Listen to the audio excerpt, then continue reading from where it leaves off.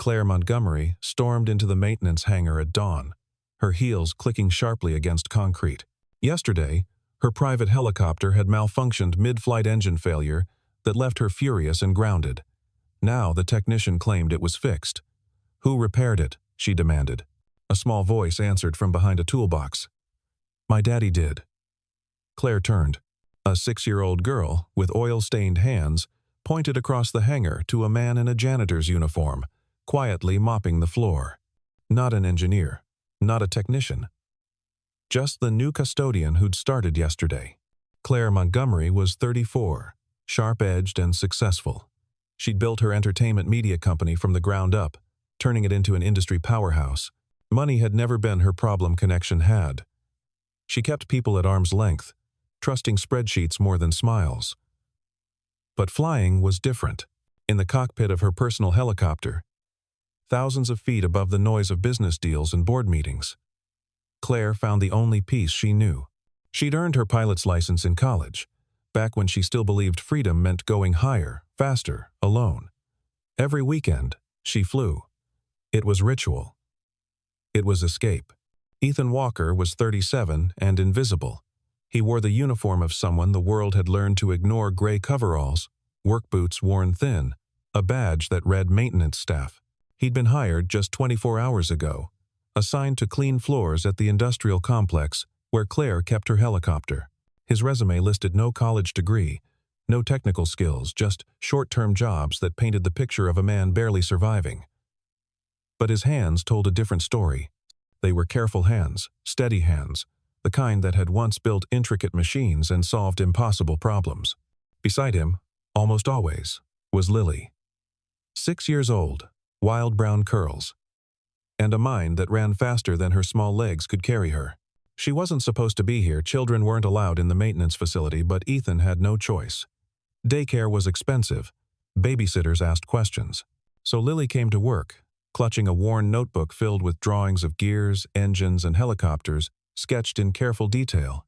She sat quietly in corners, coloring diagrams of turbines while her father scrubbed floors. She never complained. She'd learned early that complaining changed nothing. Claire had noticed the girl yesterday, briefly, while arguing with mechanics about her helicopter. A small figure perched on a crate, watching everything with unnervingly intelligent eyes. Claire had dismissed her as some worker's kid, a distraction. She certainly hadn't noticed the man pushing the mop in the background. Why would she?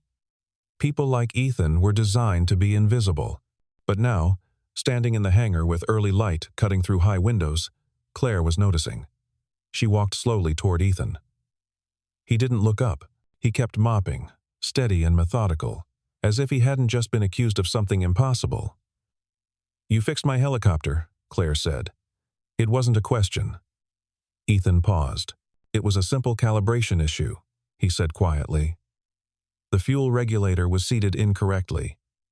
I adjusted it." His voice was flat, giving nothing away. Claire stared at him.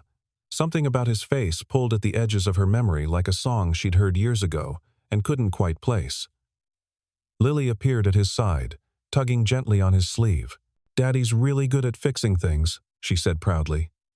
"He taught me how engines work." Claire crouched down to the girl's level. "Did you help him?" Lily nodded seriously. "I held the flashlight, and I drew a picture of the rotor assembly so Daddy could check it later." She held up her notebook, showing a surprisingly accurate sketch of helicopter components. Claire's breath caught. This wasn't a child's scribble. This was technical drawing. Detailed. Precise. Impossible. For a 6-year-old, unless someone had been teaching her for years. The previous day had been a disaster. Claire had taken the helicopter up alone, as she always did, climbing into clear blue sky above the city. For 20 minutes. Everything was perfect.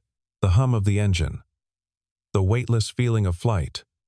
The world shrinking below into something manageable. Then the engine coughed. Once. Twice. Warning lights flashed red across the control panel.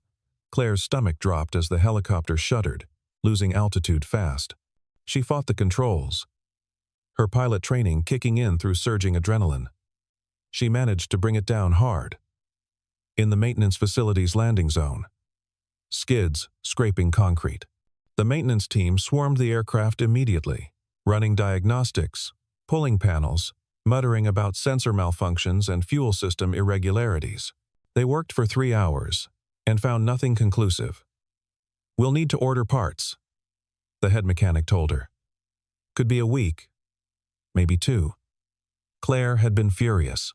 She'd stalked out of the hangar and spent the rest of the day in her downtown office, snapping at her assistant and canceling meetings. That evening, after everyone had gone home, Ethan had been making his final rounds. He wasn't supposed to be near the aircraft. His clearance was limited to floors and windows, but he'd overheard the mechanics talking earlier. Fuel regulator. Improper seating. They'd been looking in the wrong place, checking sensors when the problem was mechanical.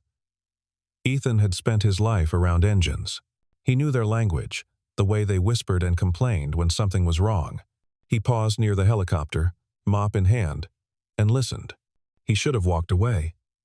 It wasn't his job. It wasn't his place. But his hands remembered what his resume had forgotten. After checking that Lily was asleep on the cot in the break room, Ethan returned to the hangar. He worked by the light of a single overhead lamp, moving quickly and quietly. He found the fuel regulator exactly where he'd suspected misaligned, by maybe 3 millimeters, just enough to throw off the entire system. Ethan adjusted it with practiced precision, tested the connections, wiped away his fingerprints, and disappeared back into the shadows before dawn. Now, standing in morning light with Claire Montgomery staring at him like he was a puzzle she couldn't solve, Ethan felt the weight of his choices pressing down. He shouldn't have touched that helicopter. He should have stayed invisible. But some instincts ran deeper than caution. Claire's eyes narrowed. "I know you," she said suddenly. Ethan's jaw tightened. "I don't think so, ma'am." But Claire was already piecing it together, the shape of his face. Older now, but still familiar. The way he held himself, careful and precise. "You went to Riverside Tech," she said slowly. "Engineering program. You were 3 years ahead of me." Ethan said nothing. Claire felt a chill run through her. She remembered him now. Ethan Walker. The quiet genius everyone whispered about in labs and lecture halls. The student who'd solved problems that stumped tenured professors, who'd built a functioning jet engine prototype in his junior year using scrap metal and borrowed equipment. She'd been a freshman when he was a senior, and she'd watched him from across crowded classrooms. Fascinated by someone who seemed to understand machines the way other people understood language. "What happened to you?" Claire asked. And the question came out softer than she'd intended. Ethan picked up his mop again. "Life happened," he said simply. "I needed a job. You were kind enough to hire me. That's all there is to it." But Claire could see the lie in the set of his shoulders, in the way Lily reached up to hold his hand, protective despite her size. There was a story here, a long, painful story that had taken a brilliant engineer and turned him into a man who mopped floors to survive. Claire didn't ask Ethan directly. Instead, she did what she always did when she needed information. She called her assistant, Marcus, and asked him to run a background check. Discreetly, she emphasized. Marcus promised results. By end of day, the report arrived at 6 p.m. Ethan Walker, graduated summa cum laude from Riverside Technical University with a degree in mechanical engineering and a specialization in propulsion systems. He'd been offered positions at 3 major aerospace companies before graduation. He'd accepted one, a prestigious role at a defense contractor working on next-generation aircraft engines. His future had been golden, mapped out, and certain. And then, abruptly, he'd vanished. For 6 years, there was nothing but a gap in the public record. Then, 7 years ago, a birth certificate was filed. Lily Walker. Mother's name, Jennifer Costa. Father, Ethan Walker. But there was no marriage license, no custody agreement. After that, Ethan's employment history became a patchwork of short-term jobs, warehouse work, delivery driver, night security, custodial services. Never more than 8 months in one place. Never anything that used his degree or his skills. Claire closed the report and sat in the dark of her office for a long time. What had happened to him? What could break someone so completely that they'd walk away from everything they'd worked for? The next morning, Claire went back to the hangar. Ethan was there, running a buffer over the concrete floor. Lily sat nearby, coloring another drawing, this time a sketch of Claire's helicopter, accurate down to the registration number on the tail. Claire approached slowly. "I need to ask you something," she said. Ethan turned off the buffer. "Ma'am?" His voice was guarded. Claire gestured to Lily. "Your daughter. She's brilliant. Anyone can see that. Why isn't she in school? Why is she here?" Ethan's face went carefully blank. "School costs money. Daycare costs money. This way, she's safe, and I can keep an eye on her." It was a practical answer, delivered without emotion. But Claire saw the shame underneath it, the exhaustion of a father who was doing his best and knew it wasn't enough.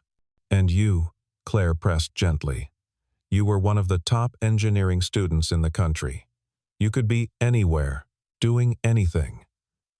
Why are you here, mopping my floors?" For a long moment, Ethan didn't answer.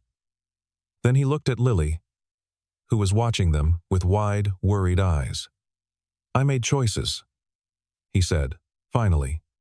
"Some of them were mistakes, some of them weren't, but they led me here, and here is where I need to be."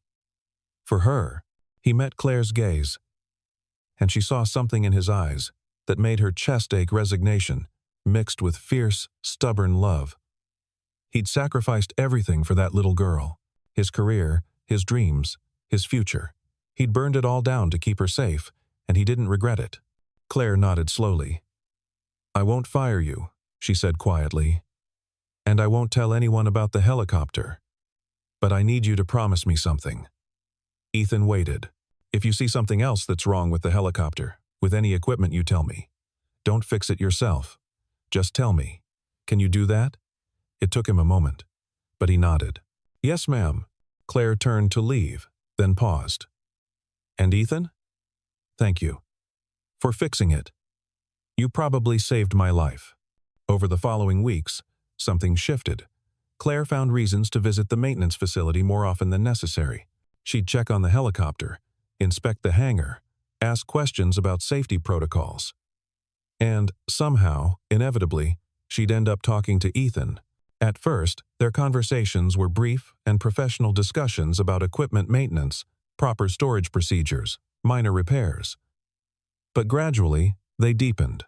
Lily was always there, a small presence sitting cross-legged on the floor with her notebook, listening to the adults talk. One afternoon, Claire noticed what the girl was drawing, a detailed cross-section of a helicopter transmission system, labeled in careful printed letters. "Did your father teach you that?" Claire asked, crouching down beside her. Lily nodded enthusiastically. "Daddy says girls can be engineers too. He says I can fix anything if I learn how it works." Claire felt something crack open inside her chest. "Your father is right," she said softly. "You can be anything you want, Lily. Don't let anyone tell you different." That evening, after Ethan had finished his shift, Claire did something impulsive. She invited them up to the building's rooftop terrace, a private space, usually reserved for executive meetings.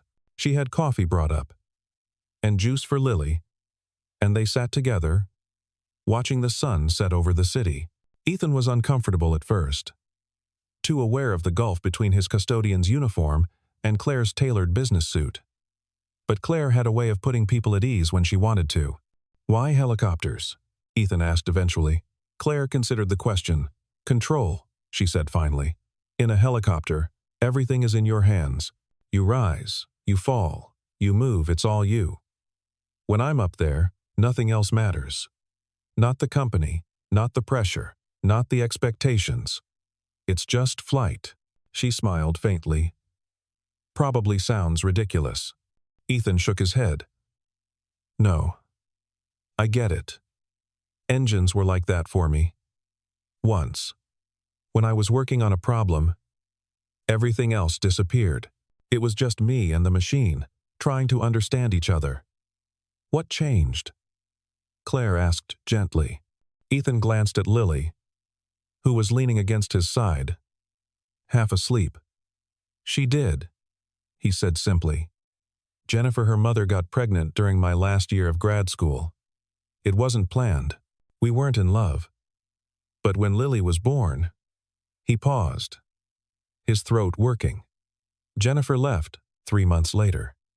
Said she wasn't ready to be a mother. She signed away her parental rights and disappeared. I haven't heard from her since." Claire's chest tightened. "So you raised Lily alone?" Ethan nodded. "The defense contractor job required 80-hour weeks, frequent travel, total commitment. I couldn't do that with an infant. So I quit. I found work that let me keep her with me, jobs with flexible hours, or night shifts, where she could sleep nearby. It wasn't glamorous, but she was safe, and she was mine, and that was enough." They sat in silence for a while, watching the city lights blink on. Claire realized she wasn't thinking about Ethan as the janitor anymore.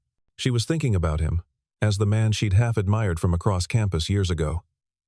Brilliant, focused, quietly confident, and she was thinking about him as the father who'd given up everything for his daughter. "You're a good father," she said quietly. Ethan looked at her, surprised. "I'm doing my best." Claire smiled. "That's what makes you good." 2 weeks later, Claire made an offer. "Come flying with me," she said. "You and Lily. This Saturday. I'll show you what you fixed." Ethan hesitated. "I don't think." "Please," Claire interrupted. "Lily would love it. Wouldn't you, Lily?" The girl's eyes went wide. "Could I really go in the helicopter? For real?" Her voice was breathless with hope. Ethan looked at his daughter's face and felt his resistance crumble. "Okay," he said slowly. Saturday. Saturday arrived bright and clear. Claire met them at the hangar early. Lily was practically vibrating with excitement, bouncing on her toes, while Ethan helped Claire with the pre-flight inspection. Claire walked them through every step, explaining each check. She noticed that Ethan's hands moved with familiar confidence, that he caught details even she sometimes missed. "You've done this before," she said. Ethan shrugged. "Long time ago. I had a private pilot's license. Back in college. Let it lapse when Lily was born." They climbed into the helicopter, Claire in the pilot's seat, Ethan beside her, Lily strapped securely in the back. Claire handed the girl a child-sized headset. "Ready?" Claire asked, glancing back. Lily nodded so hard her curls bounced. Claire smiled and started the engine. The rotors began to turn, slowly at first, then faster, building until the whole aircraft vibrated with contained power. And then they were lifting, rising smooth and steady into the morning sky. Lily's gasp came through the headset, pure wonder. Below them, the city spread out in geometric patterns, streets and buildings, and parks arranging themselves into something beautiful from this height. Claire took them higher, heading out over the hills beyond the city, where the landscape opened up into rolling green dotted with oak trees. She kept the flight smooth and gentle. "Look down," she told the girl. "That's what birds see every day." They flew for an hour, tracing lazy circles over the countryside, Claire pointing out landmarks, while Lily asked 100 questions. Ethan answered the ones about how the helicopter worked, his explanations clear and patient. When they finally landed, Lily was still glowing. "That was the best thing ever," she declared, throwing her arms around Claire's waist in an impulsive hug. Claire, who wasn't used to being hugged by anyone, found herself hugging back. They went flying again the next weekend. And the weekend after that. It became a routine, something all three of them looked forward to. Claire taught Ethan to handle the controls again, letting him take over for brief stretches. His skills came back quickly. Lily kept a logbook of their flights, noting altitude, weather conditions, and flight time with meticulous care. "I'm going to be a pilot when I grow up," she announced one day. "Just like you, Claire." On their 5th flight together, they landed in a meadow in the mountains, spreading out a picnic blanket. Lily ran through the tall grass while Ethan and Claire unpacked sandwiches. "She's happy," Ethan said quietly, watching his daughter. "I haven't seen her this happy in a long time." Claire bumped her shoulder against his. "What about you?" Ethan turned to look at her. "Yeah," he said slowly. Me too. The accident happened on a Sunday in late autumn. The weather report had called for clear skies, but mountain weather was unpredictable. They'd been flying for 40 minutes when the clouds rolled in. Thick, dark clouds that swallowed the peaks and turned the air gray and heavy. Claire frowned at the instruments. "We should head back," she said, already banking the helicopter into a turn. The wind hit them without warning, a vicious crosswind that slammed into the helicopter's side, tilting them sharply. Claire fought the controls, correcting for the gust, but another hit before she could stabilize, and then another, each one stronger than the last. The helicopter shuddered and spun, altitude dropping fast. Warning alarms shrieked in the cockpit. "Hold on!" Claire shouted. They were losing too much altitude too quickly. Claire could see trees rushing up, branches reaching like grasping fingers. She pulled back on the collective, trying to arrest their descent, but the wind was too strong. They were going down. "Brace for impact," she yelled. And then they hit. The helicopter crashed through the canopy, branches snapping, metal screaming. The impact threw them forward against their restraints. And then, mercifully, they stopped moving. For a moment, there was only silence, and the smell of aviation fuel. Then, Ethan's voice, hoarse and panicked. "Lily? Lily? Answer me!" Claire turned, dazed, to see Ethan ripping off his restraints and climbing into the back seat. Lily was slumped against her harness, eyes closed. A trickle of blood running down her temple. "She's breathing," Ethan said, his voice shaking. "But she's not waking up." Claire's pilot training kicked in. "We need to get out, now." The fuel tank could rupture. She forced her door open and half fell onto the forest floor. Her left arm screamed with pain. Ethan was already lifting Lily out, cradling her carefully against his chest. Claire could see now that the girl's leg was bent at a wrong angle, that there was too much blood soaking through her jeans. Broken femur. Internal. Bleeding. Possible. "Put her down here," Claire said, pulling off her jacket to make a cushion. Ethan lowered Lily onto it, his hands trembling. "We need to call for help." Claire was already dialing, but there was no signal. "We're going to have to hike out," she said. "Or I am. You stay with her." Ethan shook his head. "I'm not leaving her." Claire grabbed his shoulders, forcing him to look at her. "Ethan, listen to me. I can hike faster alone. I'll get to high ground, find a signal. Call for rescue. You stay here with Lily. Keep pressure on that wound. Keep her warm. I'll be back, I promise." She didn't wait for him to argue. Claire took off running through the forest, ignoring the pain in her arm, her twisted ankle, the cuts on her face. She climbed, scrambling over fallen logs and through underbrush, fighting her way uphill until her lungs burned. Finally, on a rocky outcrop, her phone found one bar of signal. She called 911, gave their approximate coordinates, described Lily's injuries. The operator said rescue was on the way. Estimated time 45 minutes. Claire thanked her and ran back down. When she reached the crash site, Ethan was bent over Lily, talking to her in a low, steady voice, even though the girl couldn't hear him. "You're going to be okay, baby. Help is coming. Just hold on." His face was wet with tears. Claire knelt beside him and pulled him into her arms. He collapsed against her, sobbing. "I can't lose her," he choked out. "She's everything." Claire held him tighter. "You won't lose her. I promise you won't. She's strong, just like her father." The rescue helicopter arrived 38 minutes later. Paramedics stabilized Lily, splinting her leg, starting an IV, loading her onto a stretcher. Ethan climbed into the medical helicopter with her, never letting go of her small hand. Claire followed in the second helicopter, watching the forest fall away beneath them. The hospital waiting room became Ethan's entire world. He sat in a plastic chair under fluorescent lights, still wearing his blood-stained shirt, waiting for news. Claire sat beside him, her injured arm in a sling, refusing to leave. Hours crawled by. Finally, a surgeon emerged. "Mr. Walker?" Ethan shot to his feet. The surgeon's face was carefully neutral. "Your daughter is stable. The femur fracture was clean. We've set it with a rod and pins. She'll heal completely. However," the surgeon paused. "She lost significant blood, and there was swelling in her brain from the head trauma. We've induced a medical coma to let her body recover. The next 72 hours are critical." Ethan's legs went weak. Claire caught him, holding him upright. "Can I see her?" he asked. The surgeon nodded. They walked through sterile corridors to the pediatric ICU. Lily looked impossibly small in the hospital bed, tubes and wires connecting her to machines that beeped and hummed. Ethan pulled a chair close and took her hand. "I'm here, baby," he whispered.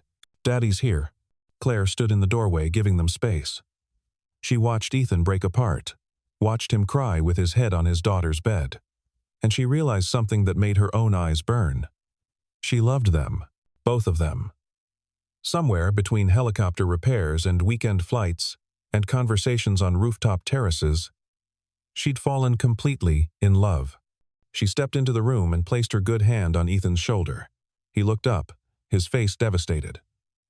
"I did this," he said hoarsely. "This is my fault." Claire shook her head firmly. "No, this was an accident. A terrible accident. But Lily is a fighter, Ethan. She's going to come back to us." The first day passed. Then the second. Ethan never left Lily's side. Claire brought him food he didn't eat. Coffee he barely touched. She talked to him about nothing and everything, anything, to fill the silence and keep hope alive. The doctors checked Lily constantly, monitoring brain activity, adjusting medications. They said the swelling was going down. But she didn't wake up. On the third day, Claire was dozing in a chair when Ethan made a sound half gasp, half sob. She jerked awake to see Lily's fingers twitching, her eyelids fluttering. "Lily?" Ethan leaned forward. "Baby, can you hear me?" Lily's eyes opened slowly, confused and unfocused. She looked at her father, and her cracked lips moved. "Daddy?" The single word was barely audible, but it was the most beautiful sound Ethan had ever heard. He pressed his forehead to hers, tears streaming down his face. "I'm here. I'm right here. You're okay." Claire hit the call button, and nurses flooded the room. They checked Lily's responses, asked simple questions. The girl answered slowly, clearly disoriented, but lucid. The head nurse smiled at Ethan. "She's back," she said gently. "Your daughter is going to be just fine." Recovery was slow. Lily spent 2 weeks in the hospital before being discharged with strict instructions. No weight on the injured leg for 6 weeks. Physical therapy 3 times a week. Ethan took a leave of absence. Claire arranged it personally and made sure he was paid throughout. She also arranged something else. She'd rented a furnished apartment near the hospital, spacious and accessible, and had their belongings moved there. When Ethan found out, he tried to refuse. "Claire, I can't accept this. It's too much." But Claire was firm. "You're not accepting charity, Ethan. You're accepting help from someone who cares about you. Let me do this, please." And because Ethan was exhausted and overwhelmed, he agreed. The apartment became a place of healing. Claire visited every day after work, bringing groceries, helping with Lily's physical therapy exercises, reading to the girl. She'd sit with Ethan in the evenings, sharing quiet conversations over takeout dinners. They talked about everything and nothing: his childhood dreams, her fears about running a company, the strange paths that had led them to this place. Slowly, Ethan's haunted look began to fade. Lily healed faster than expected. By week 4, she was using crutches, hobbling around with determination. "I want to draw the helicopter crash," she announced one day. Ethan and Claire exchanged worried glances, but they gave her paper and colored pencils. She drew everything. The storm, the trees, the moment of impact, and in the corner of every drawing, she put 3 figures: a man, a woman, and a little girl, all holding hands. One evening, when Lily was asleep, Claire and Ethan sat together on the apartment's small balcony. I've been thinking, Ethan said slowly, about what comes next. I can't go back to just being a janitor. I need to do more, be more. For her. Claire turned to look at him. What do you want to do? Ethan laughed quietly, bitterly. What I've always wanted. Engineering. Design. Building things that matter. But that ship sailed a long time ago. Claire was quiet for a moment, then said carefully, What if someone already wants to hire you? What if I want to hire you? Ethan's head snapped up. Claire, she held up a hand. Hear me out. My company needs an equipment manager, someone to oversee maintenance of all our vehicles and technical equipment. It's not aerospace engineering, but it uses the same skill set, and it pays well. Ethan stared at her. Why are you doing this? He asked quietly. After everything, why would you do this for me? Claire reached out and took his hand. Because I care about you, she said simply, both of you. Because watching you sacrifice everything for Lily made me realize what real strength looks like, and because. She hesitated, then forged ahead. Because I think maybe we could be good for each other. If you're willing to try. The words hung in the air between them. Ethan's throat worked.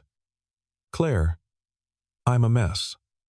I'm a single father, with a mountain of baggage. You deserve someone who has their act together. Claire laughed gently. Ethan, I'm a workaholic CEO who uses helicopters to run away from emotions and hasn't had a real relationship in 6 years. I think we're about equally messy. She squeezed his hand. I'm not asking you to be perfect. I'm just asking if you want to see where this goes. Ethan looked at her and saw something that made his damaged heart skip. She was serious. She meant every word. This powerful woman, who could have anyone, wanted him. Wanted Lily too. Okay, he said, his voice rough. Okay. Let's see where this goes. Claire smiled, and it transformed her face. She leaned in and kissed him soft and careful. A promise rather than a demand. And Ethan kissed her back, letting himself hope for the first time in years. Lily's 7th birthday fell on a Saturday in spring, 3 months after the accident. She'd been cleared by her doctors, the cast removed. Her leg healed, except for a thin scar she wore with pride. It's my adventure mark, she told anyone who asked. Claire had insisted on planning the party, and she'd gone all out. They held it at the hangar decorated with streamers and balloons, with a huge cake shaped like a helicopter. Claire had invited children from the local elementary school and arranged for a helicopter tour company to give short rides. Lily was incandescent with joy, racing around, showing off the helicopter to her new friends. Ethan stood back, watching his daughter be simply, gloriously happy. You did this, he said to Claire. She shook her head. We did this. Together. She slipped her hand into his, and he held on tight. As the sun began to set and parents started collecting children, Ethan pulled Claire aside. I need to tell you something, he said. His voice was serious. Claire felt a flutter of worry. Okay? Ethan took a breath. I spent 6 years being afraid. Afraid I wasn't good enough to be the father Lily deserved. I gave up on everything else, because I was convinced that was what being a good parent meant: sacrifice and suffering. He paused. But watching her today, seeing her this happy, I realize I was wrong. Being a good parent doesn't mean giving up on yourself. It means building a life your child can be proud of. He turned back to her, and the look in his eyes made her breath catch. You didn't just save Lily's life that day, Claire. You saved mine too. You reminded me who I used to be, who I could still be. He reached into his pocket and pulled out a small box. Claire's heart stopped. I know it's fast. I know it's crazy. But I spent 6 years running from everything good because I was afraid of losing it. I don't want to run anymore. I don't want to waste any more time being afraid. He opened the box. Inside was a simple ring, a thin band of gold with a small, perfect diamond. Will you marry me? Ethan asked. Will you be part of this weird, complicated, beautiful life we're building? Will you be Lily's mother? And my wife? And my co-pilot? In everything that comes next? His voice cracked. I love you. Claire, I want to spend the rest of my life proving that you were right to believe in me. Claire couldn't speak. Her hands were shaking, tears streaming down her face. She'd built her entire life around being independent, around needing no one. And here was this man offering her something she'd never known she wanted. A family. Yes, she managed finally. Yes, 1,000 times yes. She threw her arms around his neck, and he lifted her off the ground, spinning her around while she laughed and cried simultaneously. Lily came running over. What's happening? She demanded. Ethan crouched to his daughter's level. How would you feel? He asked gently. If Claire became part of our family. Officially? Lily's eyes went wide. You mean like a mom? Ethan nodded. Lily looked at Claire, studying her seriously. Then she smiled the biggest, brightest smile and launched herself at Claire with enough force to nearly knock her over. Best birthday present ever, she shouted. And Claire held the little girl tight, feeling the last pieces of her carefully constructed walls crumble completely. They were married quietly 3 months later, just the 3 of them and a handful of close friends. Lily wore a purple dress with layers of tulle and carried wildflowers. She stood between Claire and Ethan during the ceremony, holding both their hands. And when the officiant asked if anyone objected, Lily announced loudly, I think it's perfect. The small group laughed, and Claire felt her heart might burst. But the wedding was just the beginning. Claire moved them all into a larger house in the suburbs, with a yard where Lily could play and a garage that Ethan converted into a workshop. She cut back her hours at the company so she could be present for dinner, for bedtime stories, for the 1,000 small moments that made up family life. Ethan took the equipment manager position Claire had offered, but that wasn't enough. In his spare time, he started designing again, drawing up plans for a new type of lightweight helicopter engine, writing papers on propulsion efficiency. Claire encouraged him, reading his drafts, asking questions, pushing him to reach out to his old colleagues. Slowly, tentatively, Ethan began to reclaim the career he'd abandoned. And then Claire had an idea. What if we started something? She said one evening.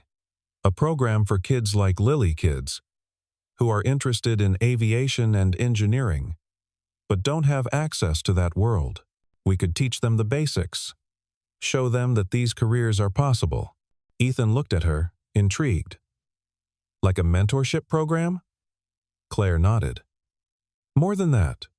A full educational initiative. Hands-on workshops, flight lessons for older kids, partnerships with schools. We could use my company's resources and your expertise. Call it. She paused. Skyhope. The name resonated. Skyhope, a program dedicated to lifting up kids who'd been told their dreams were impossible. They spent months developing the curriculum, securing funding, finding a facility. Claire donated the hangar where they'd first met, converting it into a combination classroom, workshop, and flight training center. Ethan designed the courses, breaking down complex engineering concepts into lessons that elementary students could grasp. Lily naturally became their first student and most enthusiastic advocate. The program launched on a crisp fall morning, with 30 children registered. They came from all over the city, kids from underfunded schools, kids from immigrant families, kids who'd never even been on an airplane. Ethan welcomed them with patient enthusiasm, and Claire watched him teach with a pride that made her eyes sting. This was what he'd been meant to do all along. Lily thrived in the program, taking on the unofficial role of teaching assistant. At 7 years old, she was explaining basic aerodynamics to her peers, helping younger children build model planes. The other kids looked up to her not because she was the founder's daughter, but because her passion was genuine and infectious. I'm going to be an aerospace engineer, she told anyone who asked. I'm going to design helicopters that never crash. 4 years after the helicopter crash, on a golden afternoon in late summer, Claire stood in the hangar that had become Skyhope's heart. The space was full of children, 50 of them now, ranging from 6 to 16, all working on various projects. Some were building model aircraft. Others were studying navigation charts. A group of teenagers was working on a real helicopter engine under Ethan's supervision. Lily, now 10, was teaching a class of younger children about lift and thrust, using drawings she'd created herself. She looked so much like Ethan, the same intense focus, the same careful hands, but she had Claire's confidence. Claire felt a surge of maternal pride so strong it was almost painful. This brilliant, compassionate child was hers now, officially and completely.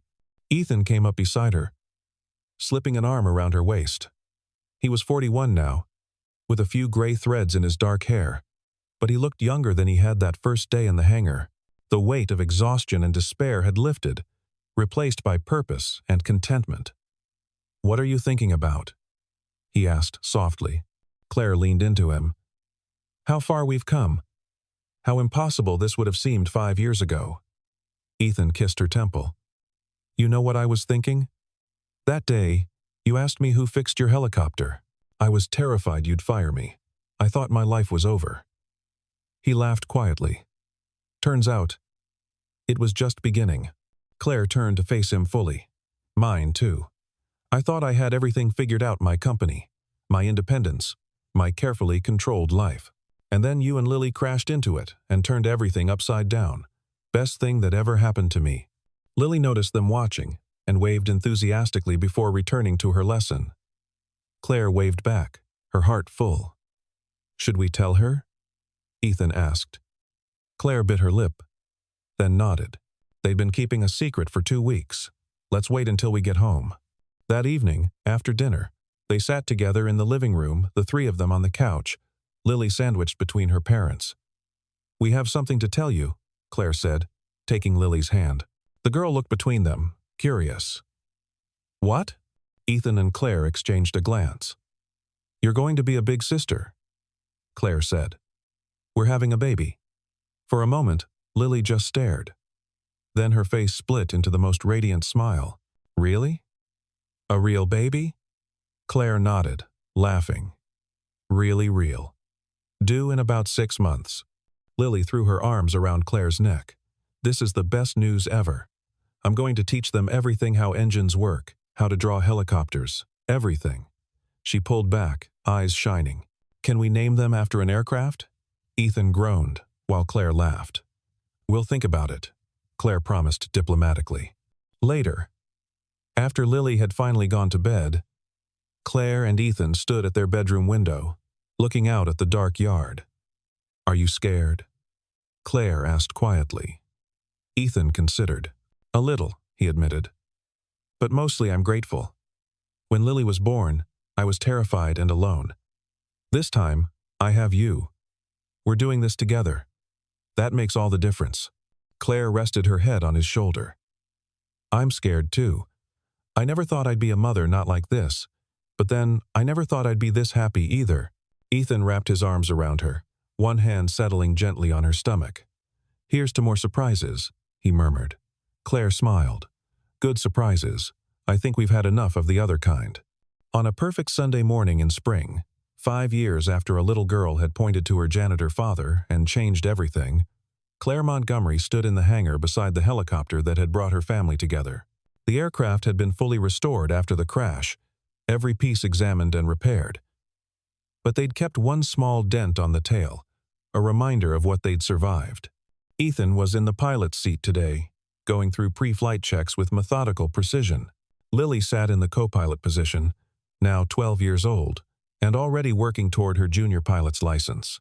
In the back, strapped carefully into a child seat, was 3-year-old James, dark-haired and curious, already showing signs of his father's analytical mind and his mother's fearless determination. Claire climbed in beside James, buckling herself in and pulling on her headset. "Everyone ready?" Ethan asked over the comm. A chorus of ready came back. Lily confident, James excited, Claire content. Ethan started the engine, and the familiar sound filled the air. The helicopter lifted smoothly off the ground, rising into the clear blue sky. They flew over the city where Claire had built her empire, over the suburbs where they'd built their home, out toward the mountains where they'd nearly lost everything. But today there was no storm, no danger, just the peaceful sensation of flight, of being suspended between earth and heaven with the people who mattered most. James pressed his face against the window, giggling at the view. Lily pointed out landmarks, explaining to her little brother what everything was called. Ethan flew with steady confidence. And Claire looked at her family, this impossible, miraculous family that had grown from a moment of crisis and a little girl's simple declaration, and felt a peace she'd never known before. She'd spent so many years flying alone, using the sky as an escape from a life that felt hollow despite its success. But somewhere along the way, flight had stopped being about escape and started being about freedom. The freedom to choose connection over isolation. The freedom to build something real with people who saw her, truly saw her, and loved her anyway. "Where should we go?" Ethan asked through the headset, glancing back at her. Claire looked out at the endless sky, at all the possible directions they could take. "Anywhere," she said, and meant it. "As long as we're together, we can go anywhere." The helicopter banked gently, following the line of the mountains as the morning sun painted everything gold.